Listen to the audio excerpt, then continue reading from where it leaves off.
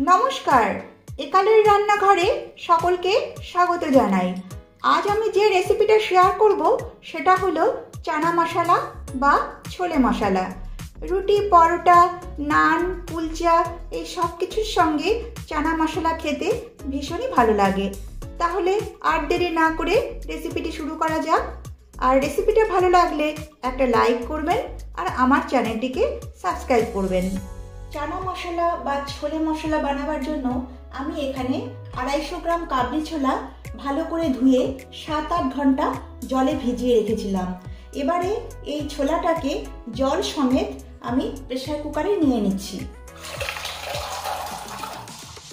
এবারে দিয়ে দিচ্ছি 1/2 চামচ লবণ।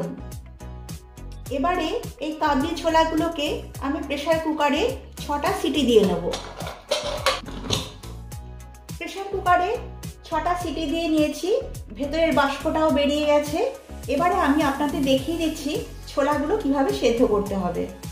দেখুন, ছোলাগুলো দেখতে গোটা গোটা রয়েছে, কিন্তু ছোলাগুলোতে যখন চাপ দিচ্ছি তখন দেখুন ভেতরটা কত নরম। এইভাবে ছোলাগুলো সেদ্ধ করে নিতে হবে।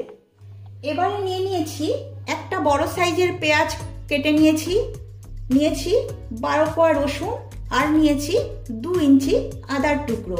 এবারে একটা ছোট মিক্সিং জার নিয়েছি। এবারে এই জারে আমি পেঁয়াজ, রসুন, আদাগুলো নিয়ে নিচ্ছি।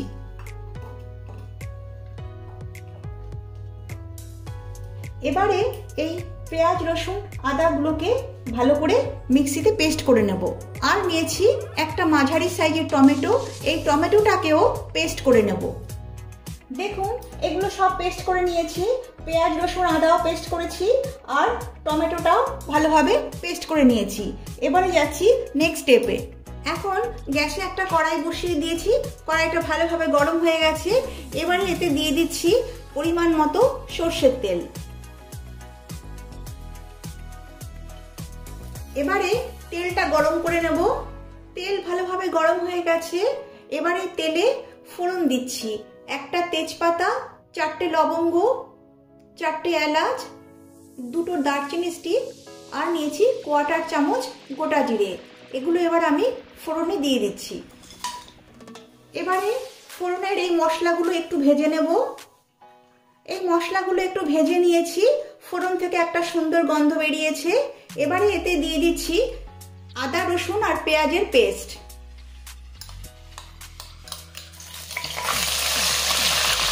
এবারে এগুলো খুব ভালোভাবে তেলে নেড়ে চেড়ে নিতে হবে, যাতে করে এই পেঁয়াজ, আদা, রসুনের কাঁচা গন্ধটা চলে যায়। এগুলো ভালো করে তেলে নেড়ে চেড়ে নিয়েছি। এবারে দিচ্ছি টমেটো পেস্ট। টমেটো পেস্ট দেওয়ার পরে আবারও ভালোভাবে নেড়ে চেড়ে নিতে হবে। টমেটো পেস্ট দেওয়ার পর কিছুক্ষণ নেড়ে চেড়ে নিয়েছি। এবারে দিয়ে দিচ্ছি 1/2 চামচ জিরে গুঁড়ো, দিচ্ছি 1/2 চামচ ধনে গুঁড়ো, দিচ্ছি 1/2 চামচ লাল লঙ্কার গুঁড়ো। ঝালটা অবশ্যই আপনারা আপনাদের পছন্দ মতো দেবেন। আর দিচ্ছি সামান্য হলুদ গুঁড়ো, দিচ্ছি কাশ্মীরি লাল লঙ্কার গুঁড়ো। এটা দিচ্ছি কালারের জন্য, এটা দিলে কোনো ঝাল হয় না। দিচ্ছি স্বাদ মতো লবণ। লবণটা বুঝে দেবেন, কারণ কাবলি ছোলা সেদ্ধ করার সময়ও লবণ দিয়েছিলাম। এবারে এই সমস্ত মশলাগুলো ভালো করে নেড়ে চেড়ে কষিয়ে নিতে হবে। 4-5 মিনিট আমি এই মশলাগুলোকে লো টু মিডিয়াম ফ্লেমে ভালো করে কষিয়ে নিয়েছি। দেখুন, মশলা থেকে তেল রিলিজ করে গেছে, মানে মশলাটা খুব ভালোভাবে কষানো হয়ে গেছে। এবারে এতে দিয়ে দিচ্ছি সেদ্ধ করে রাখা কাবলি ছোলা। কাবলি ছোলা দেওয়ার পর এবারে এটা ভালো করে ফুটিয়ে নেব। 4-5 মিনিটের জন্য ঢাকা দিয়ে রান্না হতে দেব। 5 মিনিট হয়ে গেছে, এবার ঢাকনাটা তুলে নিচ্ছি। এবারে নেড়ে চেড়ে দিচ্ছি। এখন এতে অ্যাড করছি ছোলে মশলা। এই ছোলে মশলা আমি 1 চামচ অ্যাড করছি।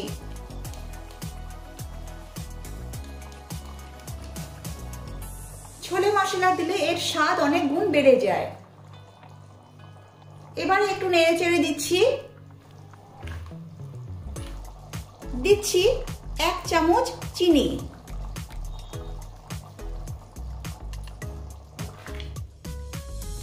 এবারে আবারও 2 মিনিটের জন্য আমি ঢাকা চাপা দিয়ে রান্না করে নেব। 2 মিনিট পর ঢাকনাটা তুলছি। দেখুন ছোলে মশলা প্রায় হয়েই এসেছে। এবারে দিয়ে দিচ্ছি 1/4 চামচ গরম মশলা পাউডার। গরম মশলা পাউডার দেওয়ার পর একটু নেড়ে চেড়ে দিচ্ছি। এবারে দেখুন গ্রেভিগুলোতে ছোলেগুলো কেমন আলাদা আলাদা আছে, তাই গ্রেভিটাকে ঘন করার জন্য আমি একটা পটেটো স্ম্যাশার নিয়েছি। এবারে এই স্ম্যাশার দিয়ে 2-3 বার এই ছোলেগুলোকে একটু স্ম্যাশ করে দেব। স্ম্যাশ করার ফলে ছোলের ভেতরে যে স্টার্চ থাকে সেগুলো বেরিয়ে গ্রেভিটাকে ঘন করে দেবে। দেখুন গ্রেভিটা বেশ ঘন হয়ে গেছে। এবারে আমি গ্যাসের ফ্লেমটা অফ করে দিচ্ছি আর ঢাকা দিয়ে স্ট্যান্ডিং টাইমে রাখছি 2 মিনিট। 2 মিনিট পর আমি আবার ফিরে আসছি। তৈরি হয়ে গেছে চানা মশলা।